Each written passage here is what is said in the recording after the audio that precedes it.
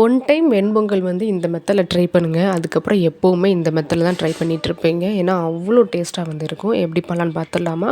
இன்றைக்கி வந்து நம்ம குக்கரில் தான் வந்து பண்ண போகிறோம். ஸோ குக்கர் வச்சுட்டு அடுப்பை வந்து சிம்லேயே வந்து வச்சுக்கோங்க. இப்போ 1 ஸ்பூன் அளவுக்கு நெய், 3 ஸ்பூன் அளவுக்கு தேங்காய் எண்ணெய், கடுகு கொஞ்சம், 1 ஸ்பூன் பெரிய ஸ்பூன் அளவுக்கு ஃபுல்லாக ஜீரகம் வந்து சேர்த்துக்கோங்க. 1/4 ஸ்பூன் மிளகு, முந்திரி அண்டு இஞ்சி வந்து சின்ன சின்னதாக கட் பண்ணி வந்து சேர்த்துருக்கேன். இது கூட கருவேப்பிலை, கொத்தமல்லி தழை, பெருங்காயத்தூள் இதெல்லாம் சேர்த்து நல்லா பொரிஞ்சதுக்கப்புறமா தேவையான அளவுக்கு வந்து தண்ணி, நான் வந்து 3/4 கப் அளவுக்கு பச்சரிசியும் 1/4 கப் அளவுக்கு வந்து பாசிப்பருப்பு வந்து எடுத்திருக்கேன். நல்லா வாஷ் பண்ணி வச்சுருக்கேன். ஸோ அதனால் மொத்தமாக 5 கப் அளவுக்கு வந்து தண்ணி சேர்த்துருக்கேன்.